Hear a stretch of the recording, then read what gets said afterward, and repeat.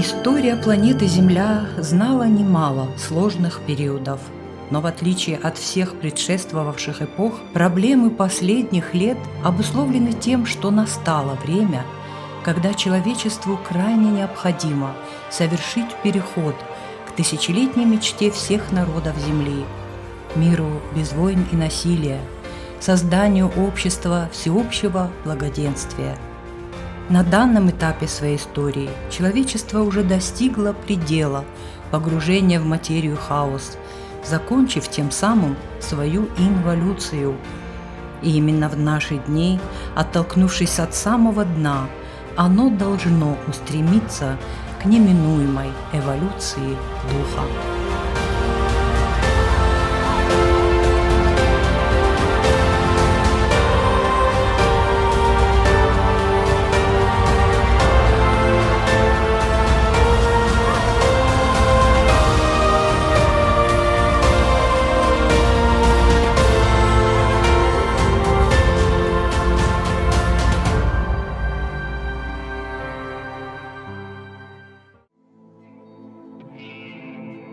Сегодня для человечества наступило время экзамена на духовную зрелость. Школа жизни в дуальном мире добра и зла, света и тьмы подходит к своему завершению. Подходят к концу те времена, в которые человеку было предоставлено право выбора между этими противоположными категориями. И в наши дни настало время отделения зерен от плевел. На этом судьбоносном этапе земляне должны сделать осознанный выбор в сторону того божественного света, с которым каждая душа пришла на эту землю. И поэтому все мы несем ответственность за ту энергию, которую проецируем в мир, отвечая за все свои поступки, мысли и действия.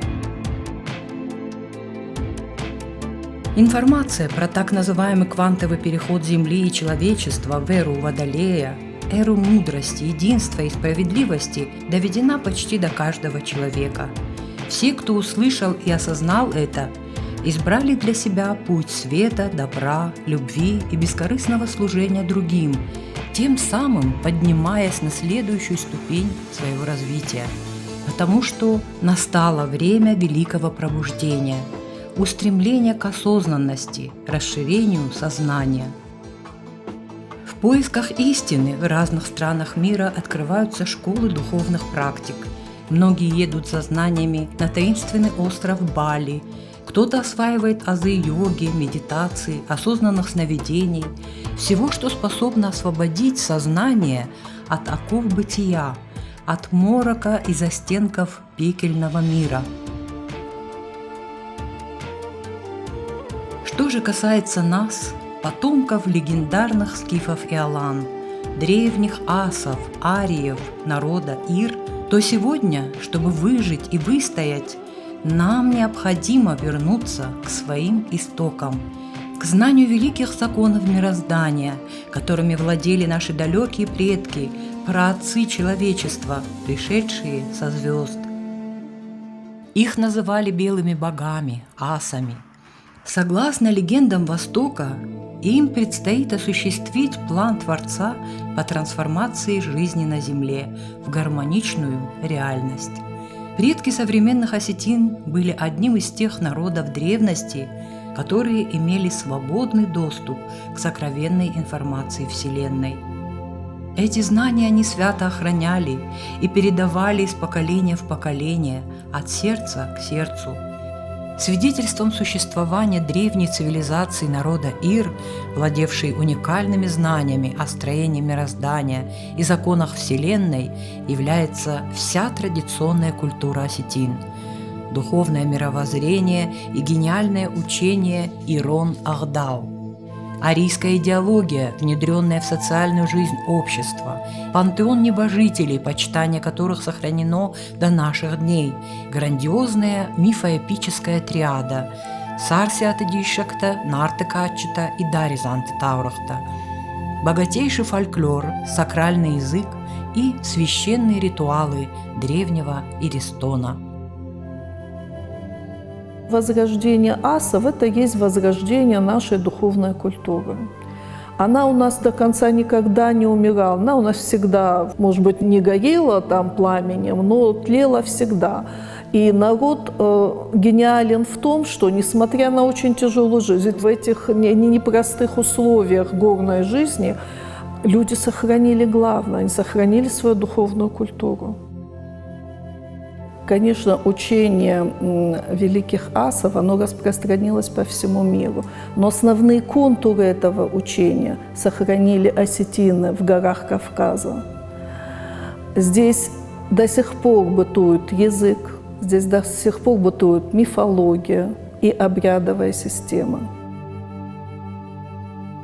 Для того, чтобы понять глубинные смыслы, которые содержатся в духовном мировоззрении народа Ир, современных осетин, то мы, на мой взгляд, должны прежде всего обратиться к тем понятиям, которые заключают данное духовное мировоззрение.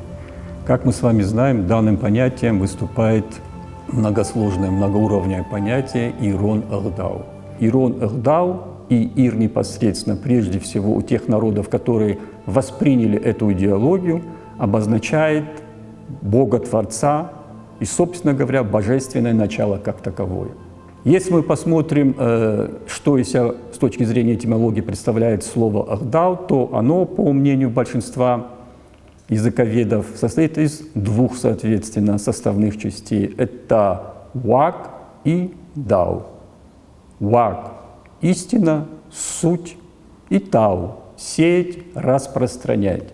И вот если мы эти знания обобщим, то если мы будем это переводить буквально, то у нас получается распространение божественного знания, божественной истины.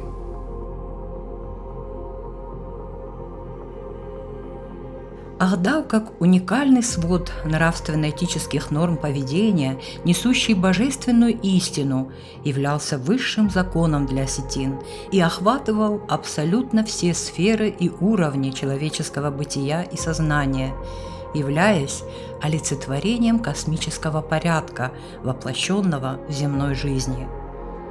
Древняя мудрость гласит «Агдау асамангдуне асагдунема фандагамонаг», что означает «Агдау» – это указатель пути из иллюзорного земного мира в мир божественный. То есть, если жить в соответствии с требованиями Агдау, человек сумеет достойно пройти свой земной путь и поднимется в свет высшего мира. Поскольку основанный на ведических знаниях Агдау предостерегает от нарушения великих космических законов, в которые были посвящены его древние создатели. Ирон Агдау, зародившись в глубокой древности, стал для народа путеводной звездой и по сегодняшний день. Потому что и сегодня, если человек совершает какой-то неблаговидный поступок, его в первую очередь спрашивают: «Ты что, не осетин?» Потому что нельзя совершать осетину неблаговидных поступков. Вот этот Ирон Агдау, он и сегодня является той базой, на которой основана наша культура. Давайте обратимся к первоимени этого народа, к его эндоэтнониму, то есть то имя Ир, в общем-то, и является носителем духовного прамонотеистического мировоззрения на протяжении последних как минимум 5, 10, а некоторые исследователи считают 12 тысяч лет. Ир является производной от ирт – блеск, сияние. Когда мы произносим слово «сияние», безусловно, человек прежде всего поднимает свою голову к небу, к солнцу. Ирт можно встретить и в культуре древнейших цивилизаций, точнее лексему Ир, реликт Ир. Если мы посмотрим в сторону цивилизации Древнего Египта, то мы встретим верховное божество, которое звучит Ирта, который, в свою очередь, создал 8 великих богов. Если мы посмотрим на старшего бога этого древнеегипетского, подчеркиваю, пантеона богов, то мы встретим имя Осирис, которое на древнеегипетском звучит как Уаз-Ир. Посвященный, то есть человек, который владеет осетинским языком современным, без труда распознает Если мы углубимся еще в более глубокую древность и перейдем к цивилизации шумер, то опять-таки же из тех исследований, которые провели на протяжении многих десятилетий исследователи данного вопроса, расшифровывая глиняные таблички, которые были оставлены данной цивилизацией, пришли к мнению о том, что в них идет речь о прародине народа шумер. Эта прародина находится на Кавказе, то есть вот на этом междуморье современного Каспийского и Черного моря. И что самое удивительное, название этой прародины звучит как Аратта и, соответственно, переходящее в Иратта. Если говорить о славянском мире, то есть о мире народов, которые входят в большую, самую многочисленную индоевропейскую семью языков, то здесь мы также обнаружим большое количество слов, которые восходят к реликту Ир. Можно вспомнить о ведическом славянском рае, Ири. Здесь, безусловно, можно говорить и о изумрудном острове Ирландии, что буквально переводится как «страна Иров». И, возвращаясь к первоимени народа Ир, необходимо сказать о том, что именно от этого имени произошли другие, такие как Ири, Арий, Орий, Ерий и так далее. И вот главным интегративным признаком этого имени выступает свет. Когда мы говорим о понятии Ир, сияние, свет. Когда мы говорим о понятии Арий, восходящее к Ирии, имеем понятие свет.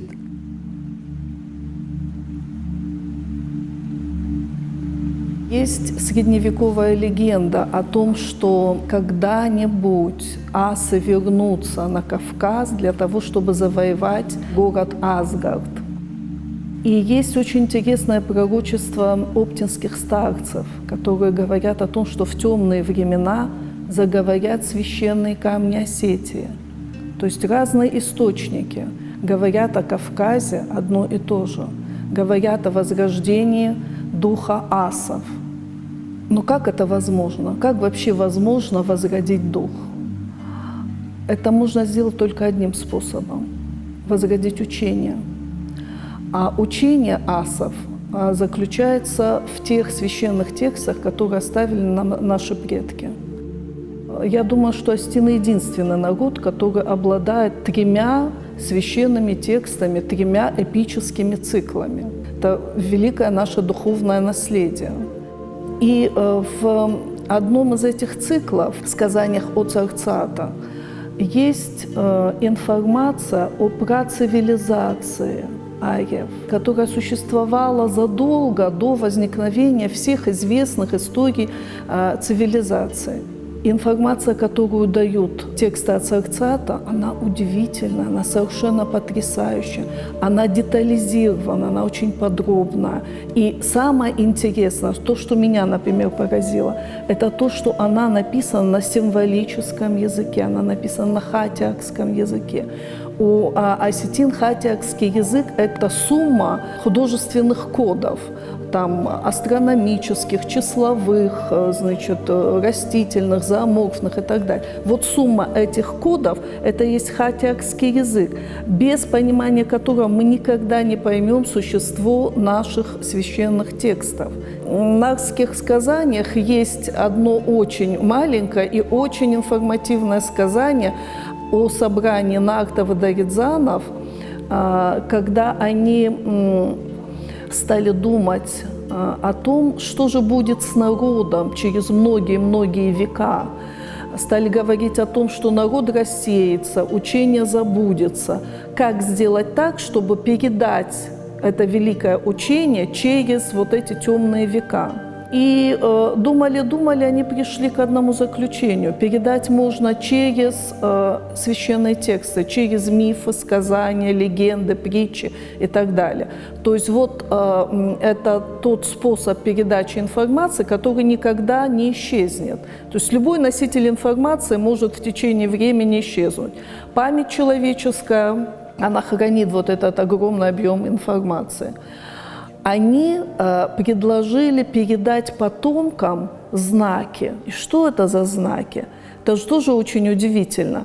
Они зашифровали, они понимали, что человек, который является своим по крови, он обязательно вспомнит эти знаки, он обязательно поймет, что, и поймет, что за учение стоит за этими знаками. Знаки, в которых зашифрованы знания предков, это древние космические символы, записанные языком сакральной геометрии и пронесенные осетинским народом сквозь тысячелетия. Они используются в его национальной культуре по сей день, в традиционных обрядах, ритуалах и священнодействиях. Рассмотрим некоторые из них. Круг – символ вечности, точка внутри круга – олицетворение Бога, окруженного вечностью. 3 круга в круге – верхний, средний и нижний миры, символический образ Бога. И именно 3 круглых пирога пекут осетины, когда молятся Всевышнему. 3 круглых пирога, сложенные друг на друга, это символ целостности божественного мироздания, так как Всевышний, Хосау, объединяет все миры. Равносторонний треугольник – символ триединой природы Вселенной, обозначение основы мироздания. Девятиконечная звезда из 3 треугольников – символ производительных сил природы. И с 3 треугольными пирогами осетины обращаются к небесным покровителям – Жетта Аматауджита. Квадрат – символ Земли. Крест – символ распространяющегося света истины, точка сообщения между небом и землей. Свастика – солярный знак, символизирующий вихревую энергию, создавшую Вселенную. Спираль – символ жизни и смерти в вечном движении. Лабиринт означает вечность, бессмертие, идею движения человека к истине. Активно используются осетинами также символы фарна, небесной благодати, овна, оленя, быка и многие другие. К области тайного, сакрального относились также числа. Самые сакральные числа для осетин – 3 и 7. Таким образом, наследие осетинского народа свидетельствует о древних космогонических знаниях, о строении и законах мироздания. Миром правят символы. Символы, геометрические фигуры, платоновы, скажем, тела. Это есть связь между физическим и тонким планом. Возьмем наряд осетинской невесты. Он весь пронизан солнечной символикой. Вот сейчас шьют как попало, но по правилам распашное платье невесты и черкесского мужчин шились по одним лекалам. Они были 8-клинные. То есть вот этот 8-гранник, он присутствует и в наряде невесты. На голове у нее всегда было 2 платка, тонкий и плотный платок, и они располагались таким образом, 2 квадрата, что получалась 8-лучевая звезда. А мы знаем, что богини великие во всех мифологиях числовым кодом своим имели 8. У нас шатана тоже, числовой код шатана тоже 8. То есть 8, она вот присутствует в нашей культуре повсеместно. Чаша у нас 4-угольная и 8-гранная чаша у отца Монга. Молитвенный дом Нактов, про него сказано, что он был 4-угольный и 8-гранный. То есть вот этот 8-гранник, он присутствует в культуре вот в таком вот обличии. Наши далекие прародители, посвященные в законы Вселенной, передали нам на генетическом уровне всю необходимую для жизни информацию. И эта информация лежит в нашем подсознании. Но достать ее оттуда и получить подсказку возможно только тогда, когда происходит резонанс между нашими торсионными полями и торсионными полями, которые генерировали предки, и которые были заложены ими в сакральных символах, орнаменте, музыке, песнях, танцах и молитвах.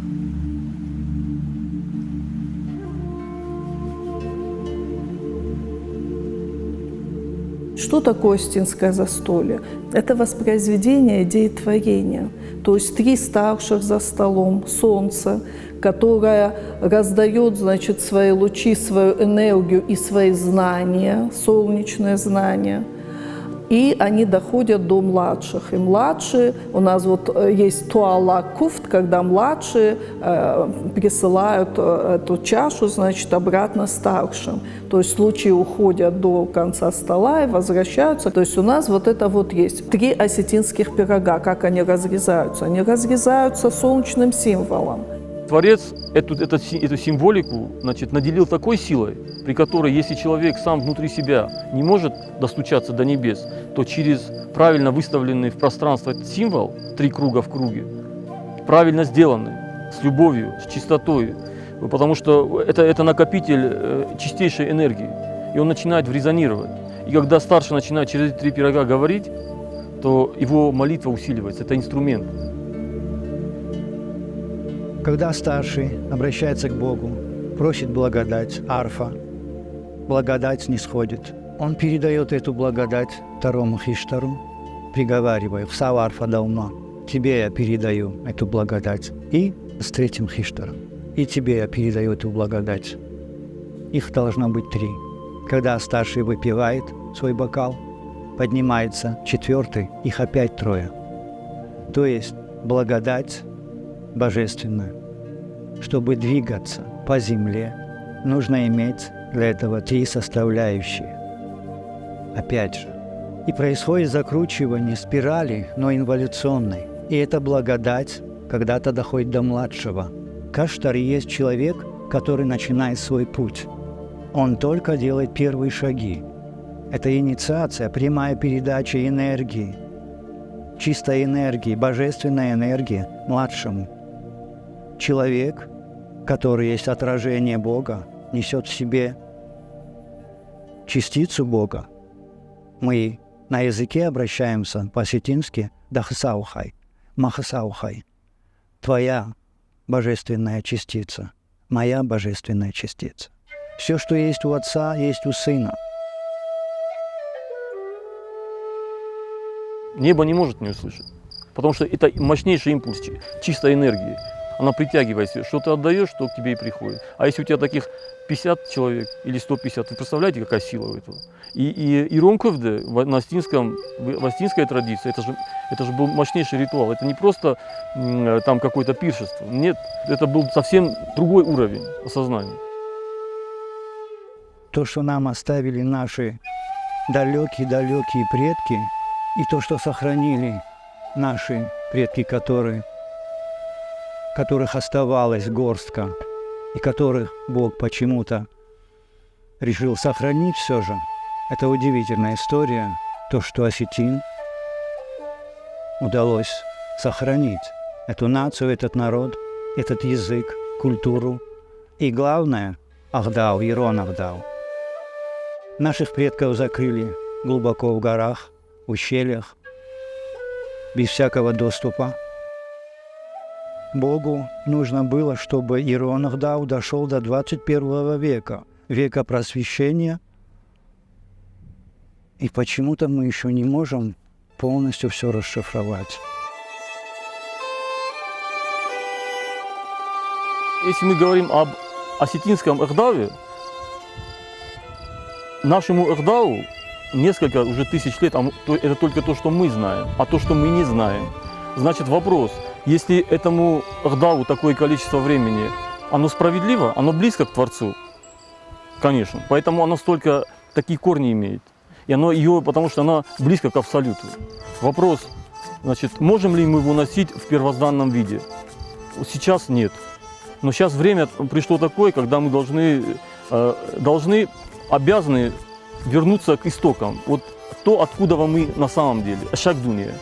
Что такое Ашакдуния? Это то, где идет чистый свет, потому что Творец – это свет и вибрация. Это его ипостаси. Когда у нас учат чему? Честности, справедливости, благородству, открытости, защите слабых. Ну много-много чему. Это сейчас будем перечислять, и человек становится реально бесстрашным, потому что он понимает, что сегодняшнее его пребывание здесь на земле, оно кратковременное. И у нас даже есть кофт, когда мы обращаемся к высшим силам, имена их все знают, и Лаштар, и Васила, Табойнот, Вахорзнята, Хадигдом, Иронатам, Патадам. Когда мы с ними разговариваем, мы добавляем еще как «Уака, Кучом, Амуембау, Кадбажа». То есть это о чем говорится? О том, что мы равны вам, что были, достойны и вас. А ведь после них еще есть развитие, это же не последняя ступень. До Бога сколько времени? Бесконечно.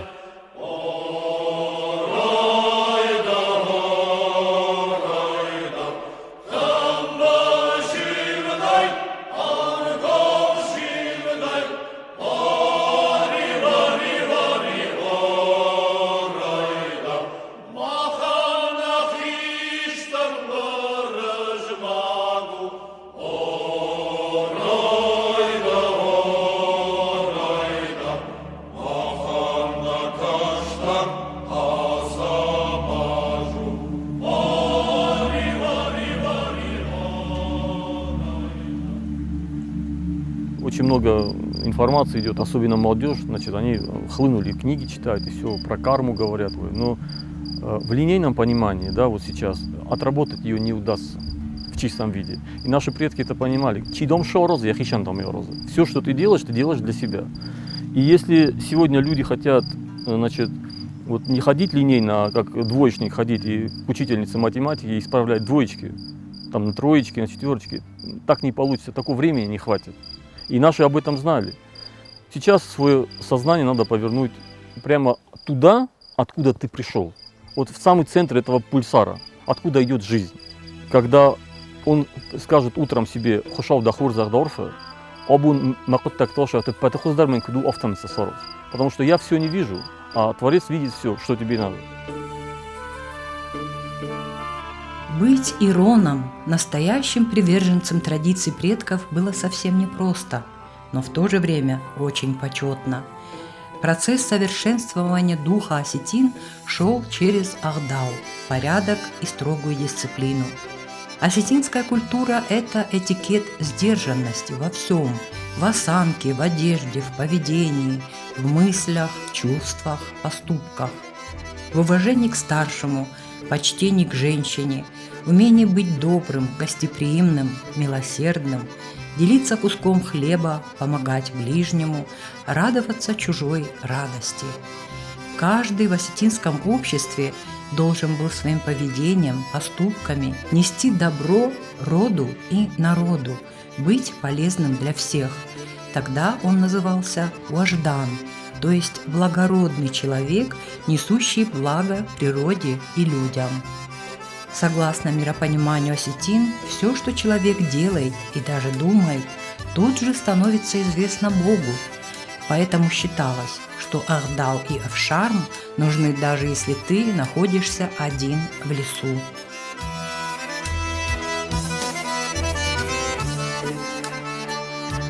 В осетинской традиции ахдавы ключевое место занимает авсарм и барш, мера. Авсарм – это когда мы стыдимся сделать недостойное, не богоугодное дело. Человек – это не тело, человек – это даже не ум. Это то, где находится его внимание. Вот где находится преимущественно твое внимание, вот это и есть ты. Обмануть никого не удастся. Никого. Вот это принципиальный момент. То есть то, что от тебя идет, то к тебе и возвращается. Наши предки об этом четко знали. Все качества человеческие, все качества божественные, они находятся внутри человека. Что такое шагдыны? Это то, где идет чистый свет, потому что Творец – это свет и вибрация. Это его ипостаси. И если мы это будем четко понимать, вот этот момент, если мы будем четко понимать, что в нас Творец работает, и Он видит, Он знает, что мы, кто мы. Мы всего не знаем, Он наверху все знает. И наши все, кстати, то, что мы осетины, это тоже не наша заслуга. Так, на 5 минут. Это тоже не наша заслуга. Но раз Творец отправил наши души в Осетию, в Аланию, то здесь Он нас тоже проверяет. Для нас это экзамен. Пройдем мы его или не пройдем. Каким образом младший может вырасти? Дерево растет ввысь, а человек растет сознанием. В 3 ипостасях. Этика, мудрость и сила. И все должно быть гармонично.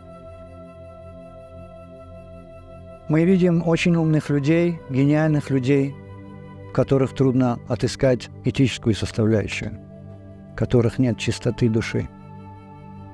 Самый безопасный путь – это путь чистоты сердечной, то есть путь любви.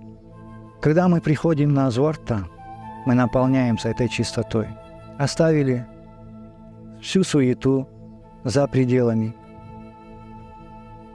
и очистились.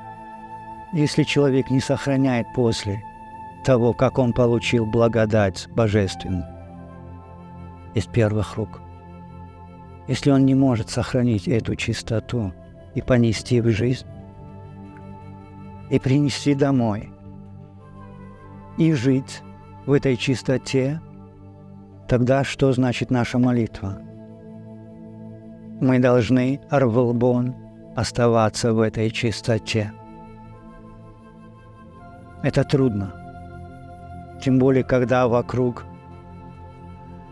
информационная атака за атакой, когда тебя так и пытаются вовлечь. Это очень сложно, но этот мир весь создан для того, чтобы человек мог учиться. Это школа, это большая школа. Религия – это тоже школы. Есть более молодые школы, есть старые школы, к которым относится Иеронов Дау, и значение которого мы тоже должны все осознать. Когда мы идем на Звар, мы как минимум держим недельный, по-русски скажем, пост комдаром. Кто-то скажет не поесть то или иное выпить, а там ведь еще что-то есть, много что, помыслы, речевой фактор, абсолютно все, да. И придя на Звар, мы неделю готовили себя к этому, и, естественно, мы и там не сможем себя неправильно повести.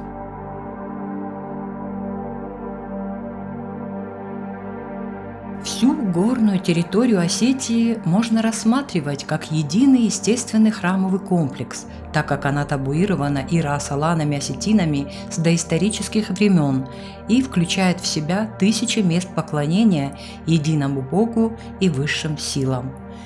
Свое молитвословие, обращение к Творцу народ Ир-Асаланы осетины по сей день осуществляет на лоне первозданной природы, естественного божественного храма. А молитва, как и тысячи лет назад, произносится в строгом соответствии с древними ритуалами. منانا فضلت جتم كفتوي يودون خورجك ميب بتدر كدا من هاسر الشغل زوار ابو ماخ كوفا كورا گشتم فتساج در شابر زيناد اغداو كاد نامش فات خلاخيش كدو يا خمار فوت اما ابو ماخ كورا گشتم شابر زيناد فتساج در انا نيش زيناد كدا ادم نيشي فتبلش باري كنه كد ايشتي نيشتف تاو كد اغاتر ادم اخم تدريش جخل اما يودون قاروتا ششتر سود واشتر جيهوي كوفا گشتم ماخي كورا گشتم.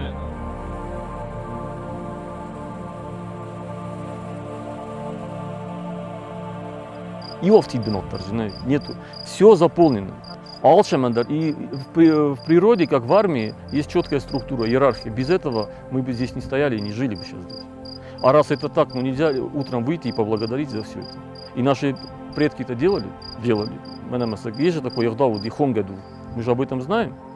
Ну, стоит, допустим, у основания нас поставить здоровый камень. А там, как его поставить? Он здоровый, допустим, 10 тонн. Ну, как ты его поставишь?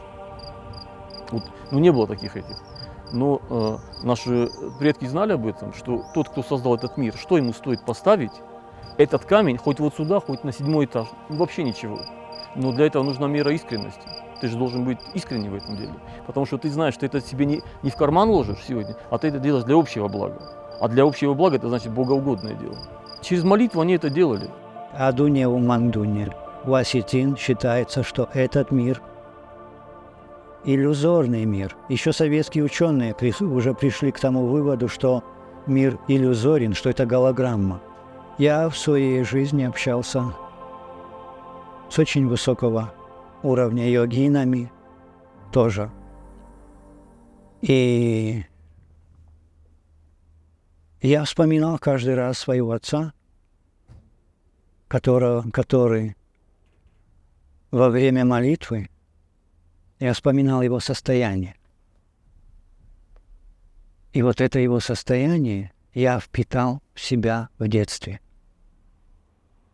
И вот это качество, больше этого, тоньше, выше этого, я никогда ни в ком более не встречал. Ни в одном йогине. И вот это то, что должен питать в себя ребенок в детстве. И тогда он сам будет потом искать ответы на вопросы. Поэтому нам нужны старшие, которые разбираются. Я желаю нашим младшим, чтобы он их искренние сердца, а таких очень много, сагдак зардат, халор зардат, чтобы куевскувой, чтобы эта божественная благодать доходила, и они раздавали. Согласно преданиям, наши святые всегда находятся рядом с нами, готовые нам помочь. Возрождая свои традиции, мы приобщаемся к древним знаниям, вспоминаем свои корни, кто мы и откуда. Ведь наша сила – это фарн предшествующих поколений, сила накопленных ими знаний и умений.